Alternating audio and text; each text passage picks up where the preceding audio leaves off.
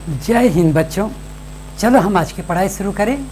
आज हम सॉल्व करने जा रहे हैं 6.3 question number 2 of 10th standard CBSE board. तो देखो बच्चों, यहाँ पर हम आज क्वेश्चन सेकंड हमसे क्या कह रहा है, triangle ODC and triangle OBA they are similar. यहाँ पर ना ये जो डायग्राम है मेरे सामने, ये दो लाइंस पैरेलल हैं, ये एरो बताता है कि लाइंस पैरेलल हैं। फिर ये कहा गया है this triangle and this triangle, these two triangles are also similar. ये हमें गिवन में है। एंगल ओबीसी बीओसी दिया है 125, सीडीओ दिया है 70। यहाँ पे ये जो वैल्यू है वो है 70। तो अब हमसे पूछा जा रहा है कि find the angle of DOC. DOC कहाँ है? यहाँ पे। तो उस डीओसी पर क्वेश्चन मार्क है, डीओसी पे क्वेश्चन मार्क है, डीसीओ पर क्वेश्चन मार्क है, और क्वेश्चन मार्क कहाँ है? ओएबी पर है, यहाँ पर क्वेश्चन मार्क है। ठीक, तो चलो हम इस क्वेश्चन को सॉल्व करते हैं। यहाँ पर हम लिखेंगे गिवन पार्ट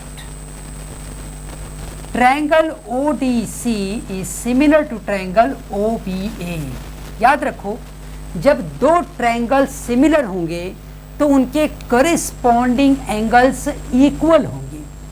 तो इस हिसाब से हम यहाँ पे कह सकते हैं कि this angle is 70, D is 70, सो उसके करेस्पॉन्ड में B आ रहा है, B इज आल्सो 70। ठीक है ना। अब यहाँ पे देखो, हमें जो रिक्वायरमेंट है टू फाइंड में वो आएगा।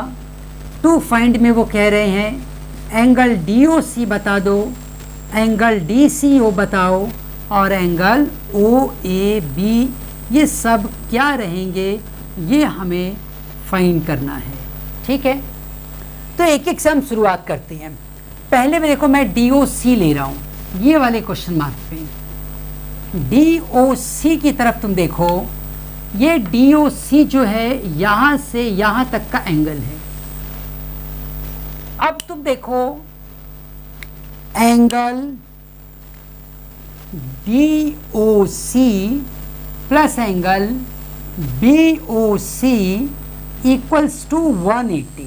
ये देखो मैंने क्या लिखा, DOC एंड BOC इज 180, मतलब ये पूरी लाइन बन रही है। देखो, यहां से DOC हुआ, यहां से BOC हुआ, तो ये पूरी पूरी एक लाइन बन रही है।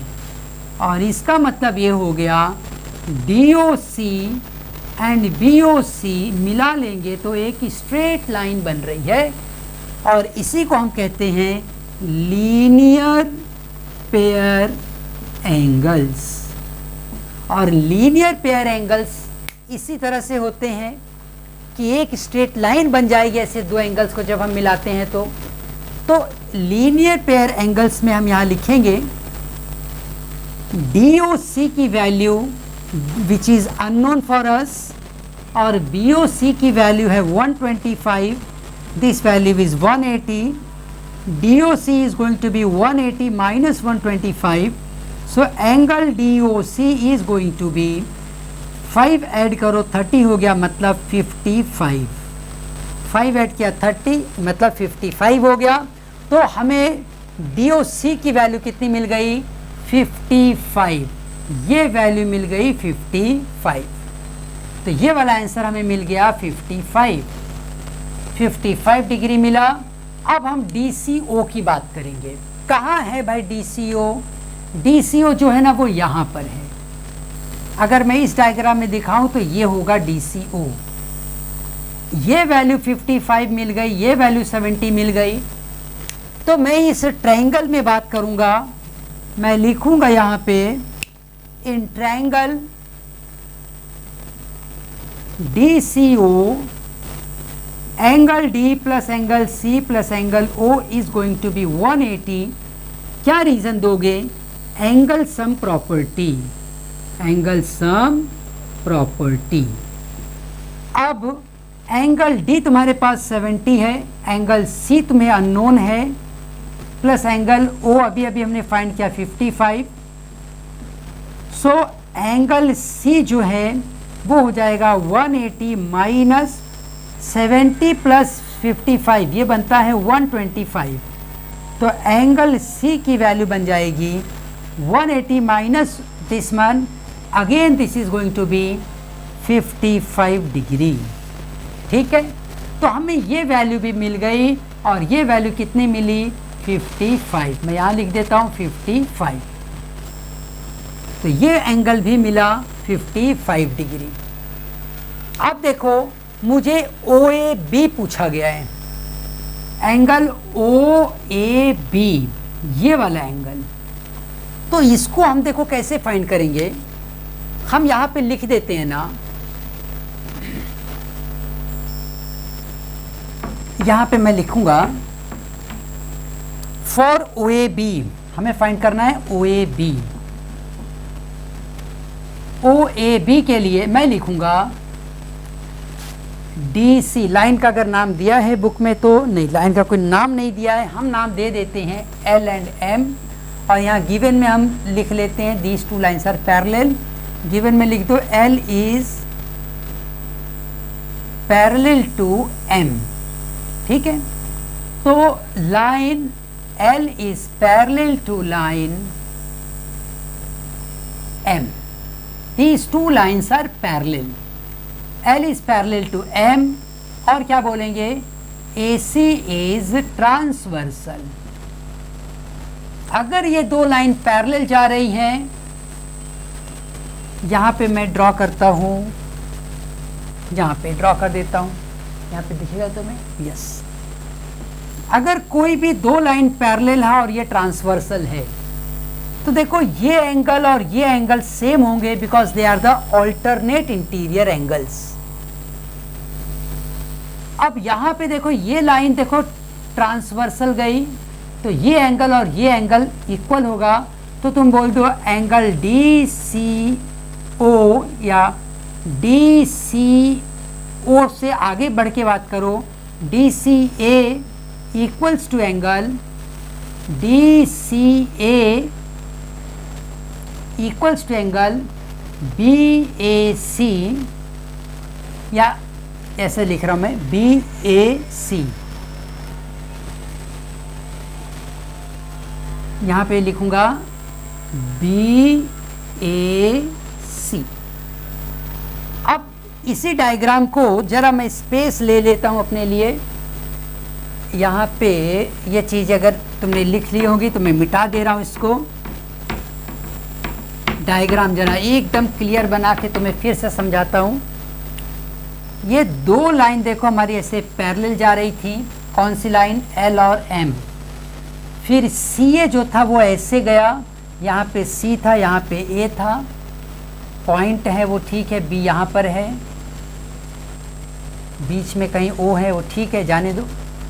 ये वैल्यू देखो यहाँ पर तुम्हें 55 मिल गई थी, वही एंगल ये भी हो जाएगा 55। क्या रीज़न दोगे, ऑल्टरनेट इंटीरियर एंगल्स। तो DCA इक्वल्स टू BAC, क्या वजह से, क्या रीज़न दोगे, alternate interior angles, interior angles, alternate interior angles. अब ये एंगल देखो, तुम BAC बोलो चाहे BAO बोलो, एक ही बात होगी। तो मैं यहाँ पे लिखूंगा angle DCO equals to angle BAO which is equals to 55। क्यों ऐसा लिख रहे हैं, बिकॉज लाइंस एक ही लाइन पर हैं, because AOC they are collinear. तो तुम एंगल चाहे या BAO तक पढ़ो चाहे BAC तक पढ़ो, एंगल तो वही है। तो यहाँ पर मैं समझाता हूँ, BAO तक पढ़ोगे तो भी वो एंगल बनेगा, BAC तक पढ़ोगे तभी भी वही एंगल बनेगा। तो इस वजह से डायग्राम में मैं लिख रहा हूँ BAC को BAO, और यही एंगल था BAO, चाहे BAO बोलो चाहे OAB बोलो, एक ही बात है। तो इसकी भी वैल्यू कितनी आ गई? 55 डिग्री। तो इसमें हमें सारे आंसर क्या मिले? 55। तो चलो अब हम अपने अगले क्वेश्चन की तरफ आगे बढ़े, which will be our third question. Third हमारे पास थर्ड क्वेश्चन देखो हमसे क्या कह रहा है। Diagonals AC and BD, diagonals AC, ये है AC, diagonal AC and BD, they are intersecting at the point O of the trapezium ABCD। ABCD क्या है? ट्रेपेजियम है, मतलब ये अपोजिट पेयर्स क्या है? पैरेलल। अपोजिट पेयर्स क्या है? Parallel. They are intersecting each other at the point O using similarity criterion.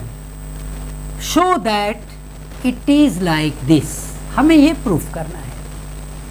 Similarity criterion का मतलब ये है कि तुम्हें दो ट्रायंगल्स को पहले सिमिलर प्रूफ करना पड़ेगा, उसके बाद उस सिमिलर ट्रायंगल्स के जो करिस्पॉन्डिंग साइड्स होंगे उनका रेशियो यहां पर दिया गया है। OA की बात कर रहे हैं, OA यहां पर है। OB की बात कर रहे हैं तो OB यहां पर है। वैसी तरीके से OC की बात हो रही है, OD की बात हो रही है, एकदम क्लियर है। These are the two triangles, ये दो ट्रायंगल्स की बात हो रही है और इन्हें हमें सिमिलर प्रूफ करना है। कोई भी ट्रायंगल सिमिलर प्रूफ करने के हमारे पास देखो तीन क्राइटेरिया हैं। पहला है एंगल एंगल एंगल, उसके बाद है साइड साइड साइड, फिर है साइड एंगल एंड साइड। हम ये तीन क्राइटेरियन यूज करेंगे, इसमें से कौन सा यहाँ सूटेबल है वो देखते हैं। साइड्स के बारे में कोई बात नहीं हुई है, तो हमारे पास जो ऑप्शन बचेगा वो है एंगल एंगल एंड एंगल का। तो एक बात देखो, ये दो एंगल्स अपोजिट एंगल्स हैं, वर्टिकली अपोजिट एंगल्स हैं, तो दे आर इक्वल। एक पॉइंट हो गया। फिर आप देख लो कि ये दो लाइन पैरेलल है, AB और CD पैरेलल है। ये एंगल और ये एंगल अल्टरनेट इंटीरियर एंगल है। जब कोई लाइन पैरेलल जा रही है तो इसको हम क्या कहते हैं? Alternate interior angles. तो इस तरीके से अल्टरनेट इंटीरियर एंगल से ये भी इक्वल हो जाएगा। फिर इस एंगल की बात करो, वही क्राइटेरिया यहां भी यूज करोगे। तो इन तीन पॉइंट्स के बेस पे मैं तीन एंगल्स को इक्वल प्रूफ कर लूंगा, और जब एंगल्स इक्वल प्रूफ हो जाएंगे तो corresponding sides are in the ratio. इस लॉजिक से मैं बाकी के पॉइंट्स लिख लूंगा। तो चलो हम आगे बढ़ें।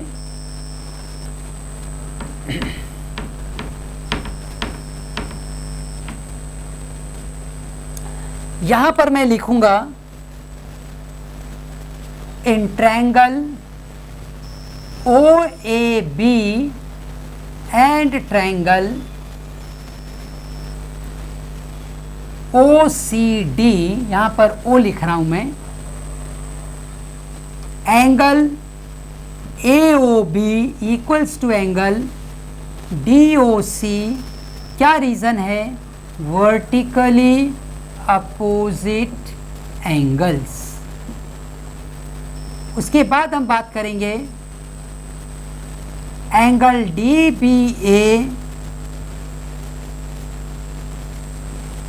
DBA equals to angle this।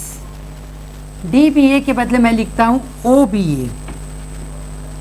Angle OBA equals to angle ODC। यहाँ पे रीजन दो, AB is parallel to DC and BD is transversal. So by alternate interior angles.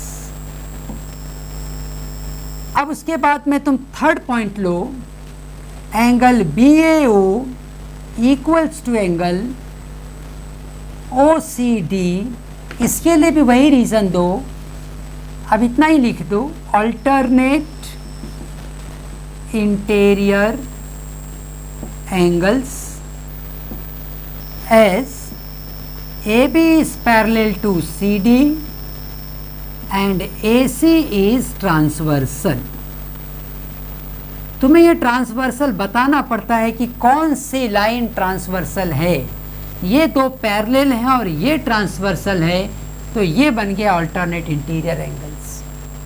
तो इस बेस पे मैंने 3 पॉइंट्स में क्लियर कर लिया। अब मैं लिखूंगा, सो triangle OAB is similar to triangle OCD by angle criterion of similarity. ठीक है, एंगल O के बराबर था, एंगल A एंगल C के बराबर तुमने प्रूफ किया है, और एंगल B तुमने एंगल D के बराबर प्रूफ किया है। तो इस पॉइंट का ध्यान रखा करो जब नाम यहाँ लिखोगे कि उसी ऑर्डर में नाम आना चाहिए जिस ऑर्डर में एंगल्स एक दूसरे को करिस्पॉन्ड कर रहे हैं। अब इसके बेस पर तुम लिखो, so OA upon OC equals to OB upon OD। यहाँ पे लिखोगे करिस्पॉन्डिंग पार्ट्स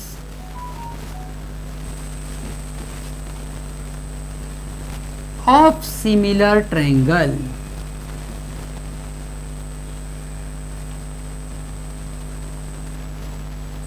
ये लिख के हमने प्रूफ कर दिया कि हाँ, अगर ये दो ट्रायंगल सिमिलर हुए तो ये साइड्स क्या हैं, रेशियो में हैं। तो चलो अब हम अपने फोर्थ क्वेश्चन की तरफ आगे बढ़े। क्वेश्चन देखो हमसे क्या कह रहा है, in this given figure QR upon QS and QT upon PR they are in the ratio, angle 1 and angle 2 are equal. वो पूछ क्या रहा है कि भाई ये दो ट्रायंगल्स को आपको सिमिलर प्रूफ करना है। ठीक है, पहले हम लोकेट करते हैं उस ट्रायंगल को जो हमें इक्वल प्रूफ करना है, PQS को। तो ये दिख रहा है मुझे PQS और TQR, ये बड़ा वाला। तो मैं ज़रा एक अपने अंडरस्टैंडिंग के लिए एक अलग से ट्रायंगल बना रहा हूँ, PQS, और एक बड़ा वाला हम बना लेते हैं जिसे नाम देते हैं TQR। अब ये दो ट्रायंगल्स हमें सिमिलर प्रूफ करने हैं। हमें दिया क्या गया है वो देखो। हम अपने प्रूफ में चलेंगे और लिखेंगे गिवन पार्ट सबसे पहले, QR upon QS equals to QT upon PR, ये गिवन है। और एक बात दी गई है कि angle 1 equals to angle 2, angle 1 equals to angle 2, ये पूरा गिवन में आ गया। अब मैं बात करूंगा इन ट्रायंगल PQR, वो ट्रायंगल मैंने यहाँ कहीं ड्रॉ नहीं किया है, मैं बात कर रहा हूँ इस ट्रायंगल की, ट्रायंगल PQR की, PQR की। बीच वाली लाइन को मत देखो, ठीक है ना, हमें खाली ये ट्रायंगल देखना है। तो इस ट्रायंगल में अगर तुम देखो तो ये एंगल और ये एंगल क्या है, सेम है। तो ये दोनों साइड्स क्या हो गए, सेम हो गए, because they are the sides opposite to the equal angles of a triangle. एक ही ट्रायंगल में जैसे यहाँ पर पी क्यू आर में है सिचुएशन, एंगल के सामने के जो साइड्स होते हैं दे आर ऑलवेज इक्वल। तो हम यहां लिखेंगे in triangle P Q R angle Q equals to angle R and this is given part. So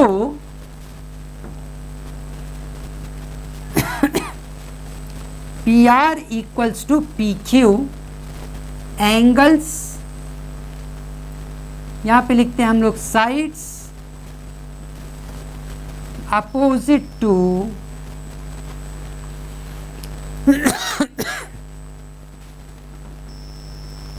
equal angles of a triangle।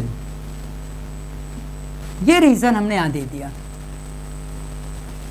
इसका देखो मुझे क्या फायदा हुआ, क्यों मैंने इस काम को किया, क्योंकि ये जो रेशियो दिया गया है ना, इसको तुम देखो क्यू आर की बात हो रही है, क्यू आर यहां पर मुझे दिख रहा है, क्यू एस की बात हो रही है वो भी दिख रहा है, क्यू टी की बात हो गई वो भी दिख रहा है, लेकिन पी आर तो है नहीं कहीं, यहाँ पी आर है नहीं। तो इस स्टेप से पी आर की जगह पर मैं पी क्यू ला सकता हूँ, और पी क्यू मतलब ये साइड भी क्या हो जाएगा, ये साइड्स क्या हो जाएंगे, रेशियो में आ जाएंगे। और एंगल Q जो कि कॉमन एंगल है, ये एंगल Q क्या है, कॉमन है, तो by side angle side criterion से मैं ये दोनों ट्रायंगल को कॉन्ग्रुएंट सिमिलर प्रूफ कर लूंगा, सिमिलर। तो यहां पर देखो ये सारी मेहनत जो हमने की है वो इसीलिए की कि मैं PR को रिप्लेस कर रहा हूं अभी PQ से, और फिर मैं आगे की पॉइंट्स लिखूंगा। यहां मैं कह देता हूं so QR upon QS equals to QT upon PS, PQ चाहिए ना PR की जगह पे, PQ। इसकी वजह से ये मिल रहा है, इसलिए हमने यहां पर लिखा। अब आगे के देखो पॉइंट्स में लिखूंगा, एंगल Q ऐसे लिखते हैं, angle PQS equals to angle TQR। क्या रीजन है, कॉमन एंगल्स। अब हम यहां लिखेंगे so triangle PQS is similar to triangle TQR by side angle side criterion of similarity. ये था क्राइटेरियन सिमिलैरिटी का, hence proved.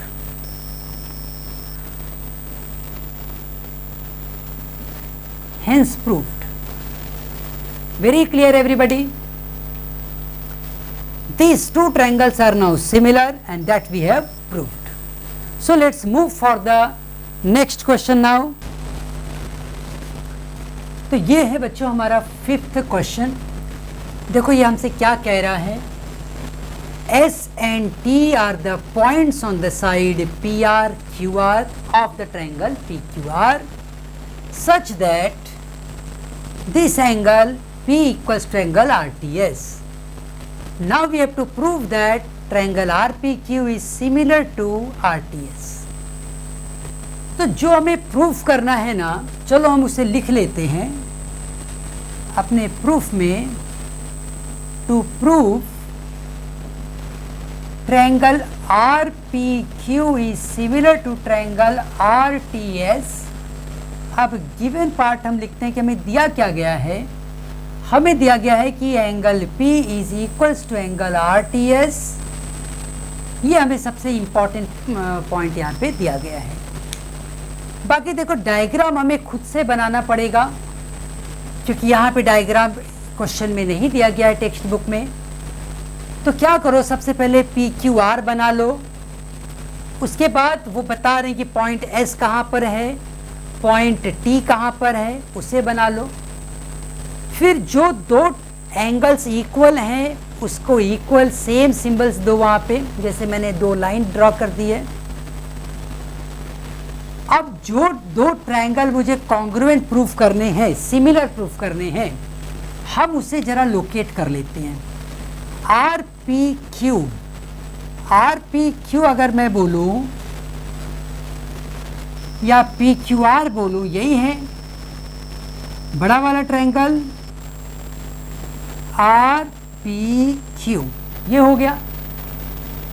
Are T S की बात कर रहे हैं, दूसरा जो ट्रायंगल है वो आर टी एस है,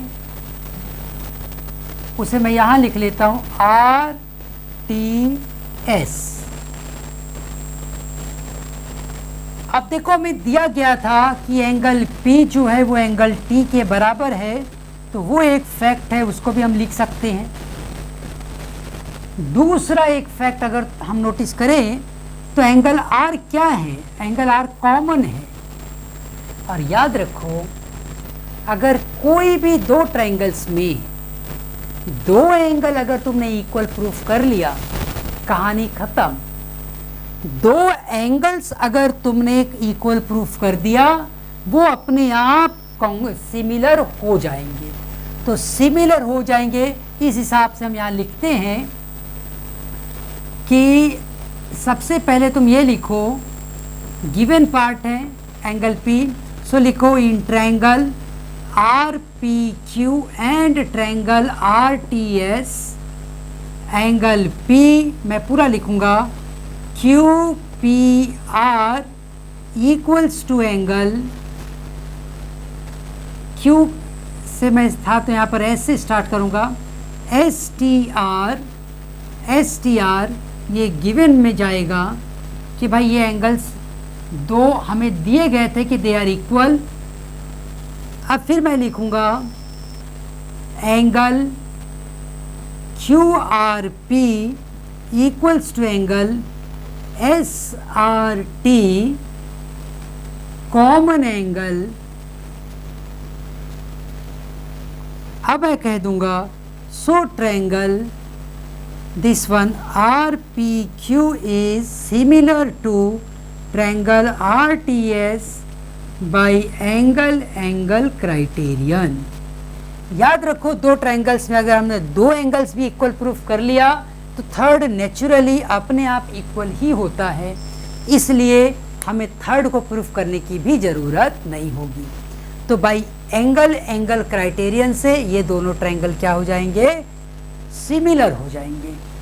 अच्छा, अब हम अपने अगले question that is 6th question की तरफ आगे बढ़ेंगे।